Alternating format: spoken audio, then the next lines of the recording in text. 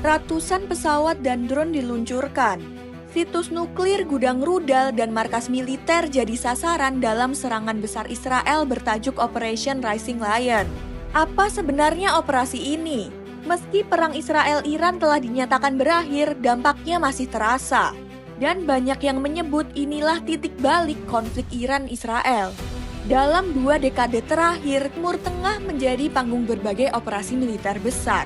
Dari Midnight Hammer di Irak, Olive Branch di Suriah, hingga Protective Edge di Gaza. Kini, Rising Lion tercatat sebagai salah satu operasi terbesar yang melibatkan 2 kekuatan utama di kawasan secara langsung.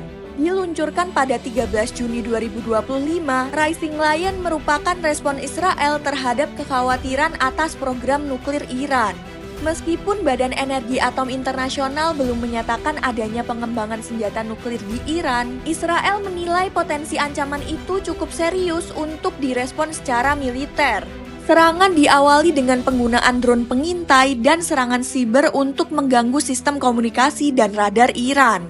Setelah itu, serangan udara menyasar beberapa lokasi penting, termasuk fasilitas nuklir di Natanz yang dikenal sebagai pusat utama pengayaan uranium Iran dan kompleks teknologi nuklir di Isfahan. Wilayah barat Teheran yang menjadi markas pasukan elit militer Iran juga dilaporkan menjadi sasaran. Israel menyebut Operation Rising Lion sebagai upaya gabungan dari aksi militer dan intelijen yang bertujuan melumpuhkan kemampuan pengayaan nuklir Iran, terutama di Natanz dan sekitarnya. Beberapa tokoh penting Iran dilaporkan tewas, termasuk Jenderal Mohammad Bagheris, Kepala Staf Umum Angkatan Bersenjata Iran. Sebagai balasan, Iran meluncurkan ratusan rudal balistik dan mengirimkan lebih dari 1.000 drone ke wilayah Israel.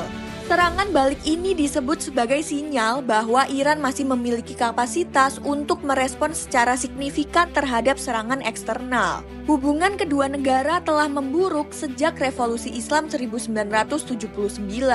Israel memandang Iran sebagai ancaman strategis karena program nuklir dan aktivitas militernya di kawasan. Sementara itu, Iran secara ideologis menolak keberadaan negara Israel dan dalam pernyataan resminya kerap menyebutnya sebagai rezim Zionis. Gencatan senjata diumumkan pada 24 Juni lewat mediasi sejumlah negara.